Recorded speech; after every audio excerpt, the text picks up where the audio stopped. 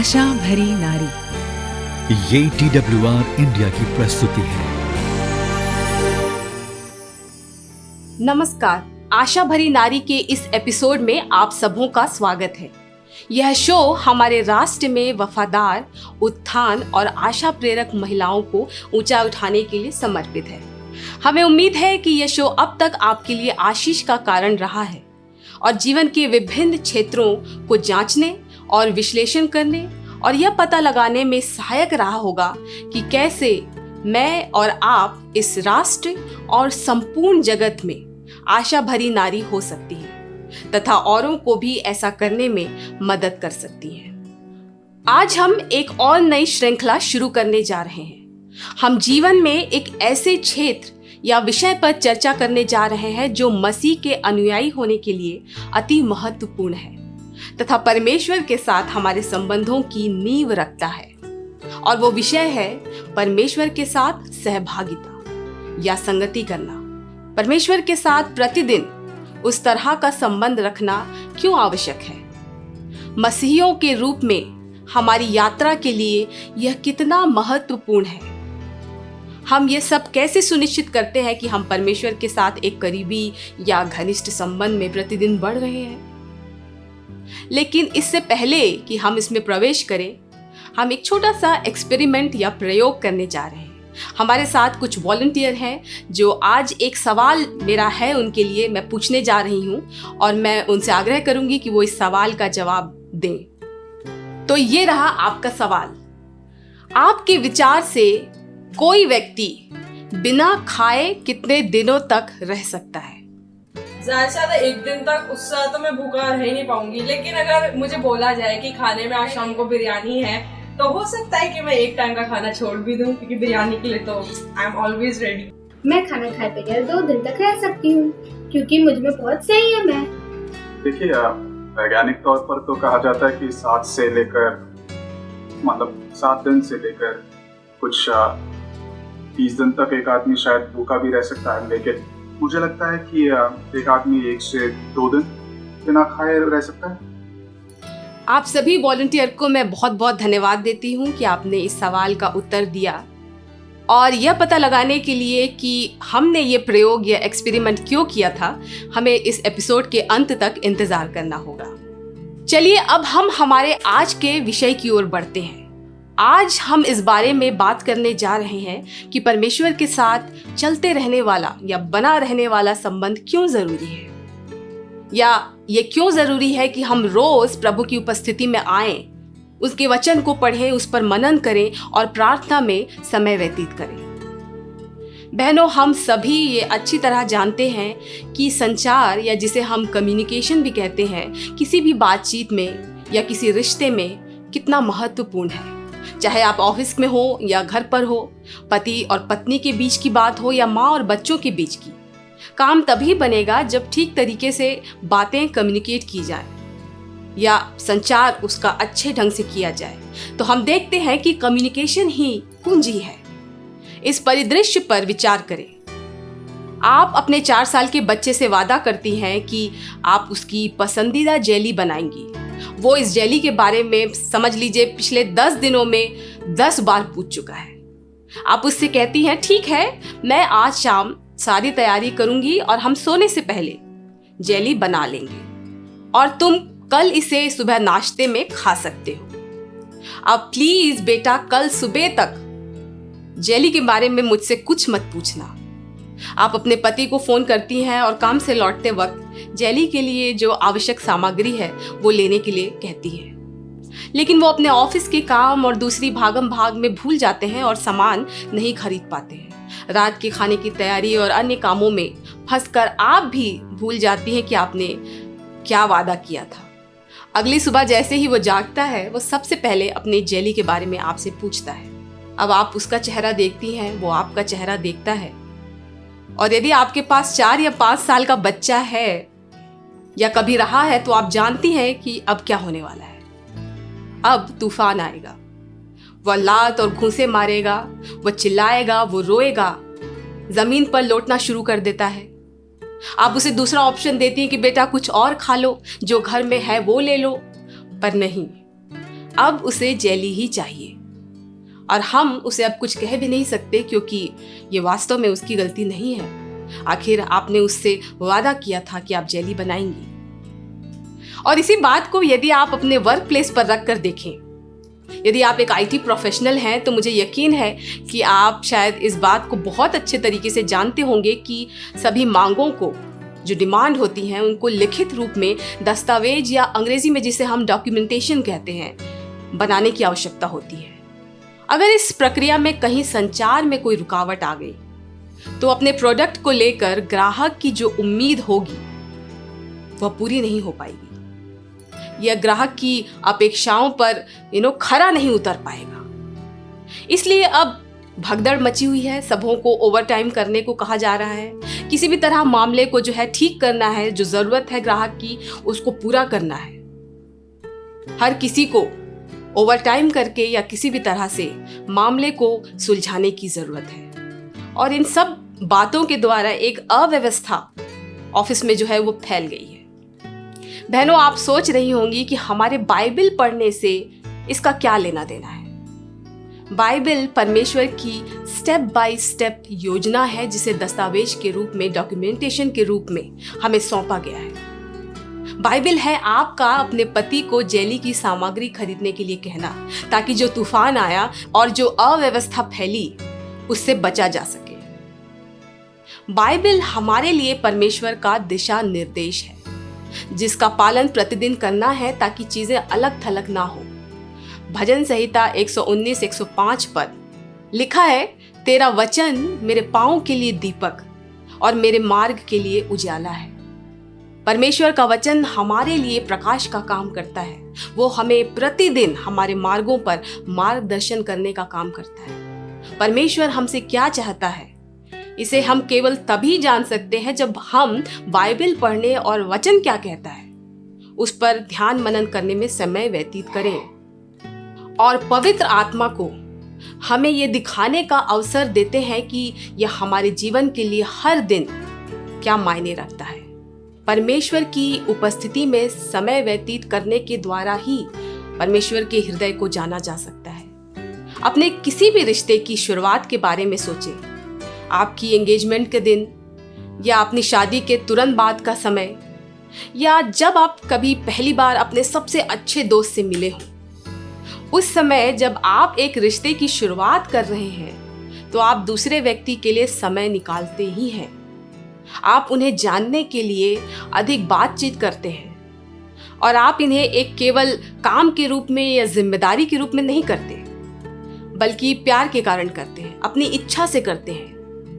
यदि आप इसे सिर्फ कर्तव्य की वजह से कर रही हैं तो आपके रिश्ते में वो मजबूती या ठोस आधार नहीं होगा जिसकी उस रिश्ते को आवश्यकता है। बहनों, यही चीज परमेश्वर के साथ भी फिट बैठती है।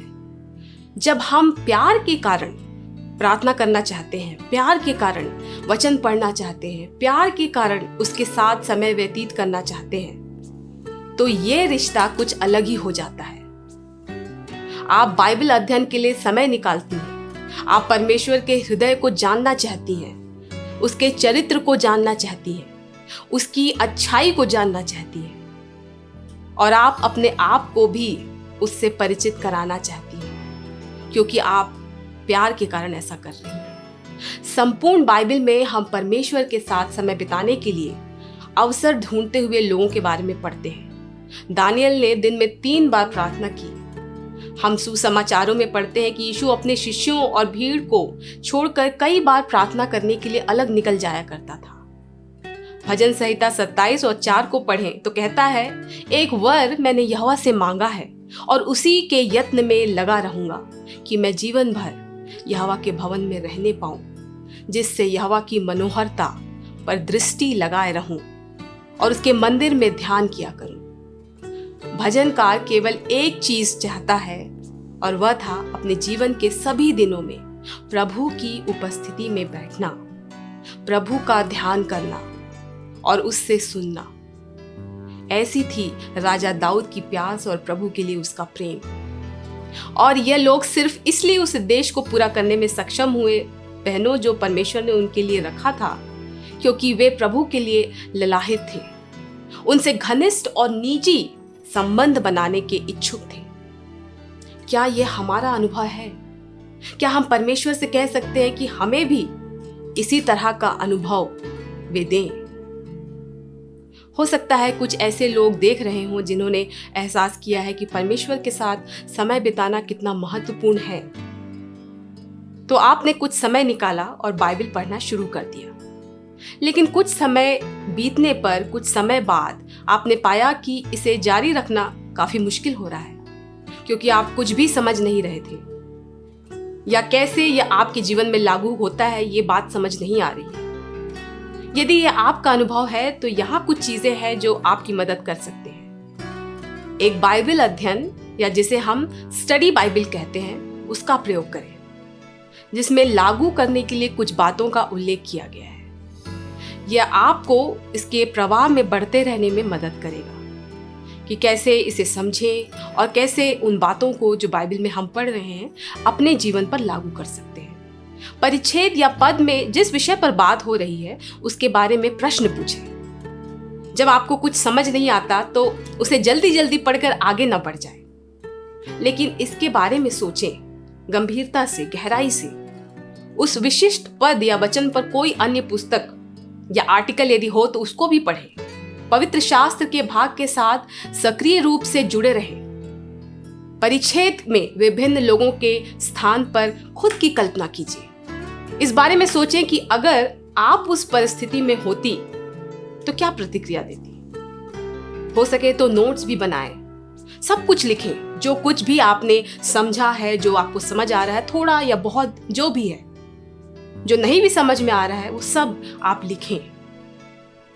केवल ऊपर ऊपर से या सतही स्तर पर ना पढ़ें। पाठ को दोबारा पढ़ें, कई बार पढ़ें। केवल कथा या कहानी के लिए नहीं, बल्कि एक गहरे स्तर पर उसे समझने के लिए पढ़ें। जब मैं छोटी थी तब किसी ने मुझे कहा कि सिर्फ पढ़ने के लिए ना पढ़ें, गहराई से समझने के लिए पढ़ें। और ये मुझे लगता है कि ये बहुत ही उत्तम सलाह उस व्यक्ति ने मुझे दी। आप किसी प्रतियोगिता में नहीं है कि कौन एक दिन में सबसे अधिक अध्याय पढ़ सकता है या कौन सबसे अधिक बाइबल का ज्ञान रखता है। किसको पता है कि कौन सा वर्स, कौन सा पद कहाँ पाया जाता है। बहनों, आप और मैं अपने आप को संतुष्ट करने के लिए नहीं पढ़ रहे हैं। याद रखें कि कैसे हमने इसके बारे में बात की थी कि बाइबल पढ़ना वास्तव में परमेश्वर के हृदय को जानने का तरीका है, ना कि कोई काम या जिम्मेदारी जिसे दिन में एक बार करके हमें खत्म करने की जरूरत है। प्रभु से सीखने के इरादे और इच्छा के साथ आए। हो सके तो एक अच्छा दोस्त या कोई प्रेयर पार्टनर बनाएं जो आपको नियमित और परिश्रम से अध्ययन करने के लिए प्रतिदिन प्रोत्साहित करे। वो कोई भी हो सकता है, कोई जो आपको आपके संदेह को दूर करे, आपके साथ चर्चा करे, वचन को समझने में आपकी मदद करे। सबसे महत्वपूर्ण रूप से पवित्र आत्मा की मदद लेना हमें जरूरी है। हम केवल तब ही समझ सकते हैं कि परमेश्वर के वचन में क्या लिखा है और हमारे लिए इस वचन का क्या अर्थ है, जब आत्मा सत्य को देखने के लिए हमारी आंखें खोलता है। जॉन पाइपर एक बहुत ही प्रसिद्ध धर्म विज्ञानी हैं। वो कहते हैं कि आत्मा दोहरा काम करता है। पहला यह कि वह हमें परमेश्वर की उपस्थिति में समय बिताने और उसका वचन पढ़ने के लिए प्रोत्साहित और अगुवाई करता है, और वह हमारी आंखों को इसकी सच्चाई को देखने के लिए भी खोलता है। और दूसरा काम वो ये करता है कि वह परमेश्वर के वचन की सच्चाई को स्वीकार करने के लिए हमारे दिलों में काम करता है। यदि हम केवल पढ़ रहे हैं और हम वचन को हमें बदलने का अवसर देने के लिए तैयार नहीं है, तो ये सब व्यर्थ है।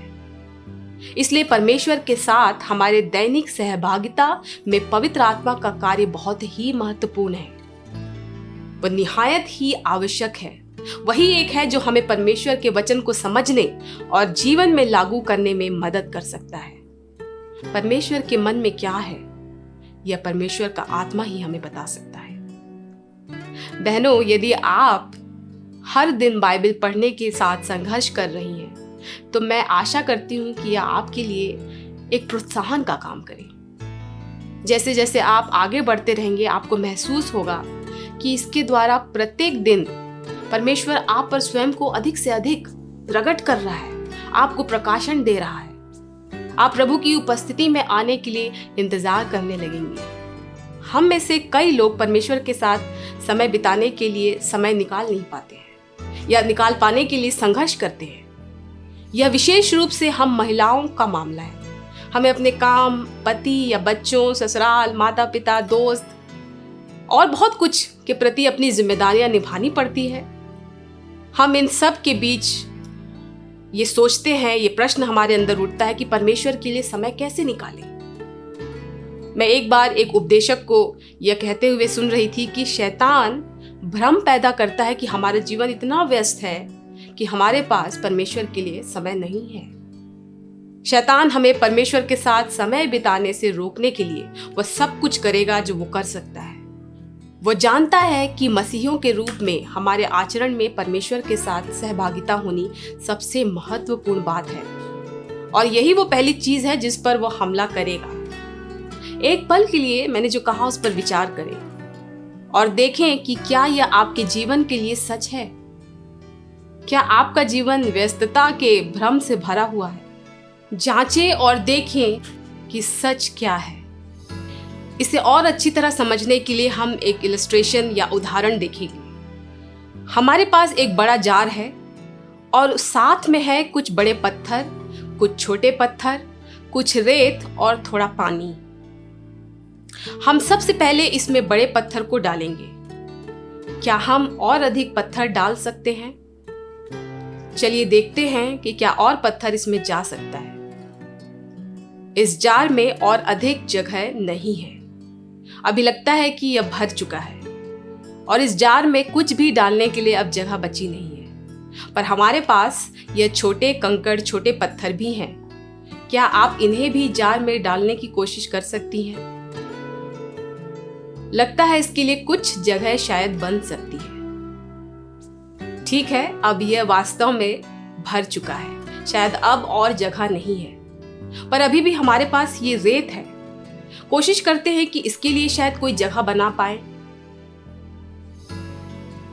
अब तो बिल्कुल भी शायद जगह बाकी नहीं है और इसके अंदर अब कुछ भी नहीं जाएगा। लेकिन फिर इस पानी का क्या करें? क्या हम कोशिश कर सकते हैं कि शायद पानी इसके अंदर समा जाए या पानी का कुछ हिस्सा हम इसमें डाल सकते हैं?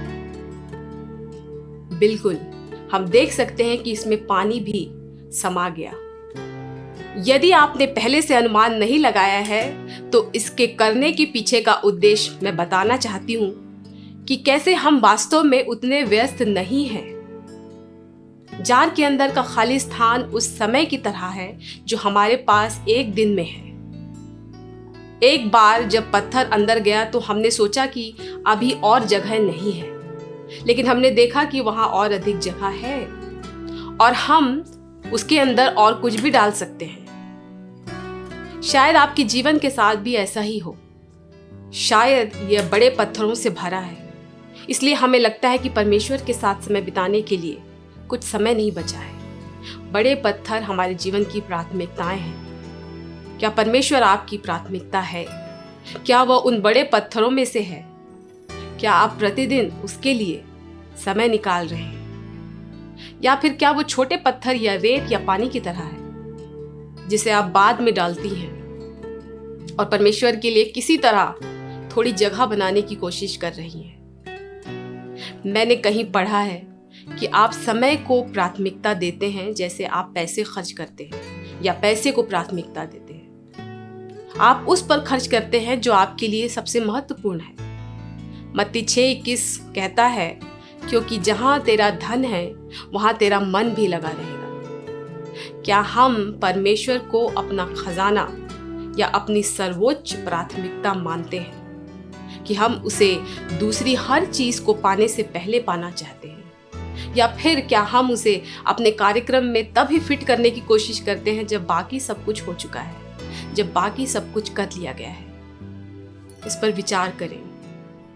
यदि आपके पास प्रार्थना करने और पवित्र शास्त्र को पढ़ने का समय नहीं है तो आप उससे भी अधिक व्यस्त हैं जितना कि परमेश्वर ने कभी आपको बिजी रखने का या व्यस्त रखने का इरादा किया हो। बहनों, परमेश्वर का इरादा कभी भी हमें इतना व्यस्त करने का नहीं है कि हमें उसके साथ समय बिताने के लिए संघर्ष करना पड़े, पल ढूंढने पड़े। बहनों, उसकी इच्छा, उसकी योजना हमेशा यही है कि हम उसे सबसे पहले स्थान दें। एक दोस्त है जिन्होंने यह महसूस किया कि वो बहुत ही व्यस्त थी और उन्होंने अपने दैनिक कार्य में से कुछ समय निकालने का फैसला किया। उसने महसूस किया कि वो अपने phone, Facebook, WhatsApp, Google, online shopping, इन सभी ऐप्स पर बहुत अधिक समय बिता रही थी। उसने महसूस किया कि वह वास्तव में इस दौरान कुछ भी उपयोगी नहीं कर रही है। ज़्यादातर समय वह सिर्फ बेमतलब की स्क्रॉलिंग, कोई वीडियो देखना, बस यही कर रही थी। अब मुझे यकीन है कि आप सोच रहे होंगे कि वही एकमात्र समय है जो मुझे मिलता है आराम करने के लिए, अपने लिए। ये मेरा समय है, या जिसे हम मी टाइम, माई टाइम कहते हैं। लेकिन ज़रा इस बात पर विचार करें, आप जिस आराम और चेंज की तलाश कर रहे हैं वह प्रभु के चरणों से अधिक कहीं और उपलब्ध नहीं है। परमेश्वर की उपस्थिति में जो शांति, जो चेंज, जो आराम आपको मिलेगा, उसकी तुलना किसी और चीज से नहीं की जा सकती। उसके बाद मेरी दोस्त ने ऐप को अनइंस्टॉल कर दिया, बहुत सारे ऐप को, और उन ऐप्स पर टाइमर लगा दिया जिन पर वो बहुत ज़्यादा समय बिता रही थी। वह अपने फ़ोन पर जो कर रही थी उसके बारे में भी अधिक सचेत रहने की कोशिश करने लगी। उसने पाया कि उसके पास न केवल परमेश्वर के लिए अब पर्याप्त समय है, बल्कि उसके पास अपने परिवार के साथ बिताने के लिए भी समय है। एक अन्य मित्र का कहना है कि जब उसे कोई और समय नहीं मिलता परमेश्वर के साथ बिताने के लिए, तो जब वो बर्तन धोती हैं तब प्रार्थना करती हैं। परमेश्वर के साथ समय बिताने का मुझे लगता है कि ये एक बहुत ही शानदार तरीका इन्होंने निकाला है। बर्तनों को साफ करते वक्त हमें बहुत कंसंट्रेशन या एकाग्रता की आवश्यकता नहीं होती है। आपके लिए एक और प्रोत्साहन की बात मैं कहना चाहती हूँ। जब आप परमेश्वर को वह समय देते हैं जिसका वो हकदार है, तो यह ना सोचें कि बाकी कामों के लिए समय कम पड़ जाएगा। यह ना सोचें कि आप दूसरे काम नहीं कर पाएंगे। आप अपने दिन के बाकी सब कामों को उतनी ही शीघ्रता और कुशलता से कर पाएंगी, और ऐसा करने के लिए आपका परमेश्वर आपकी मदद करेगा। हमारे पास ऐसा परमेश्वर नहीं है जो हमारी जिम्मेदारियों और संघर्षों और हमारे कामों को देखकर आंखें मूंद ले। जब वो हमें सच्चाई से, तन मन से प्रयास करते हुए देखता है, तो वो उसका आदर करेगा और हमें वो सब कुछ करने के लिए जो शक्ति, आवश्यक ऊर्जा और समय चाहिए हमारे अपने कामों को करने के लिए, वो देगा। ऐसा भी समय हो सकता है कि हम लड़खड़ाएं, हो सकता है कुछ दिनों में हमारे पास ऊर्जा या एनर्जी ना बचे, हम समय ना निकाल पाएं, और शैतान दोष लगाने वाला, जैसा कि बाइबल उसे बुलाती है, वह पूरी कोशिश करेगा कि हमें उन दिनों के लिए जब हम असफल हो रहे हैं प्रभु के साथ समय बिताने में, हमें उन दिनों के लिए दोषी और शर्मिंदा महसूस कराए। वो हमसे झूठ बोलेगा और हमें समझाएगा कि परमेश्वर हमसे नाराज है। अपराध बोध या गिल्ट शैतान का बहुत बड़ा हथियार है। जब हम उसे दोषी या शर्मिंदा महसूस करते हैं तो अक्सर हम परमेश्वर से दूर चले जाते हैं। हमें ऐसा लगता है कि परमेश्वर हमें स्वीकार नहीं करेगा, लेकिन हमारा परमेश्वर अनुग्रहकारी है। वह क्रोध करने में धीमा और अति करुणामय है। ऐसा नहीं कि हमें इसका लाभ उठाना चाहिए और मन मौजी काम करना चाहिए, लेकिन जब हम फिसलते हैं या लड़खड़ाते हैं या गिर जाते हैं, तो बहनों वो हमें संभालने और वापस लेने के लिए तैयार रहता है। जब हम उसके पास पूरे मन से पश्चाताप के साथ आते हैं, तो वह हमें वहां से उठाने और वहीं से फिर से आगे बढ़ाने के लिए शक्ति देता है जहां हम गिरे थे। क्या आपको याद है कि एपिसोड की शुरुआत में हमने कुछ लोगों से एक सवाल पूछा था, और सवाल ये था कि एक व्यक्ति बिना खाना खाए कब तक, किस समय तक जीवित रह सकता है?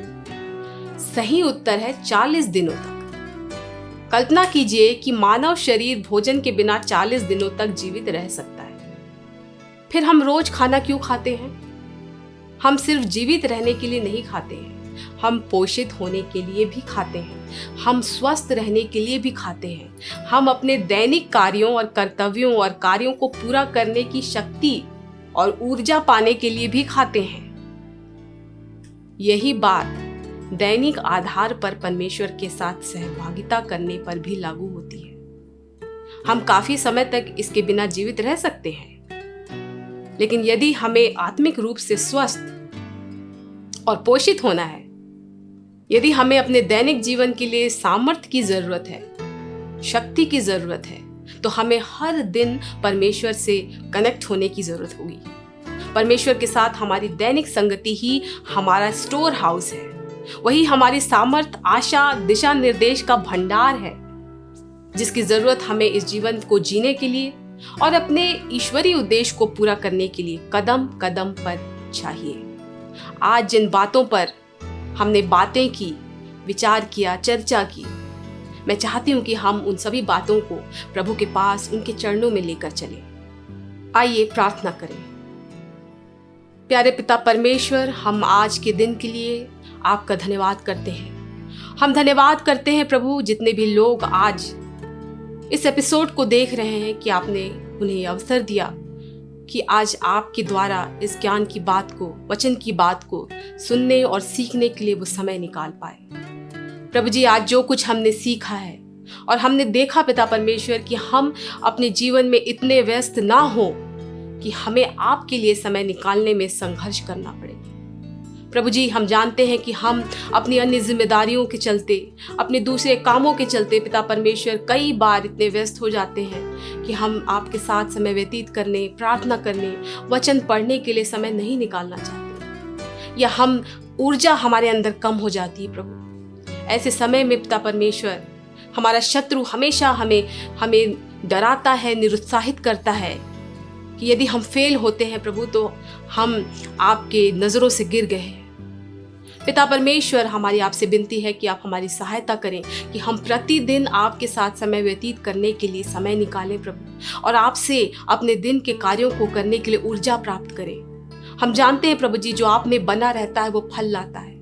देखने वाली सभी दर्शक बहनों को और भाइयों को पिता परमेश्वर मैं आपके हाथों में समर्पित करती हूँ। हमारी व्यस्तता के बीच में आप हमारी सहायता करें प्रभु जी कि हम अपने आप को इतना बिजी ना कर लें, इतना व्यस्त ना कर लें पिता परमेश्वर कि हम आपसे दूर हो जाएं। प्रभु, आपसे विनती करते हैं कि जितनों ने आज आपके वचन को सुना है वो आपके साथ संबंध बनाने के लिए, घनिष्ठ संबंध, करीबी का संबंध बनाने के लिए हमेशा उत्सुक रहें।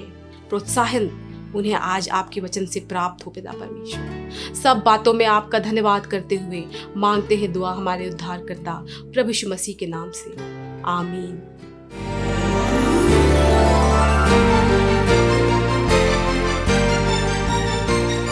आशा भरी नारी, ये TWR इंडिया की प्रस्तुति है।